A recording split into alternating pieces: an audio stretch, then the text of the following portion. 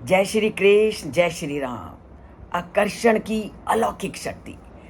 जैसे ही अप्सराओं का और ऋषि श्रृंग का मेल मिलाप बढ़ने लगा तो ऋषि श्रृंग पर उन अप्सराओं का कुछ असर पड़ा कि नहीं, इसका वर्णन हम आज के श्लोक में जानते हैं कि जब अप्सराएं वहां से चली गई तो उस समय ऋषि श्रृंग पर क्या उन अप्सराओं के सौंदर्य का, उन अप्सराओं के आकर्षण का उन पर कोई प्रभाव पड़ा कि नहीं, उसका वर्णन करते हुए वाल्मीकि आज के श्लोक में क्या कहते हैं। वो कहते हैं कि गतासु तासु सर्वासु काश्यपस्य आत्मजो द्विजः अस्वस्थ हृदयश्च आसीत दुःखाच्च परिवर्तते।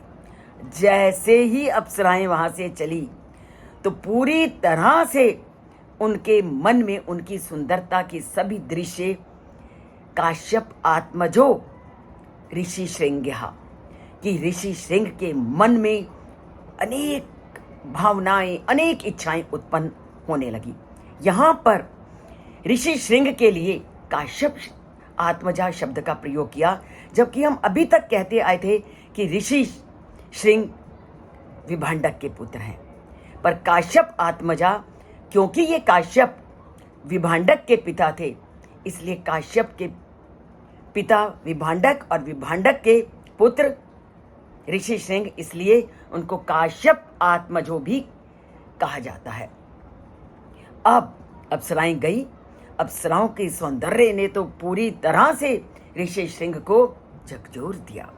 पूरी तरह से उनके सौंदर्य से वो मोहित हो गए और उनके जाने के बाद अस्वस्थ हृदयश्च आसीत, उनका जो हृदय था बहुत अस्वस्थ हो गया।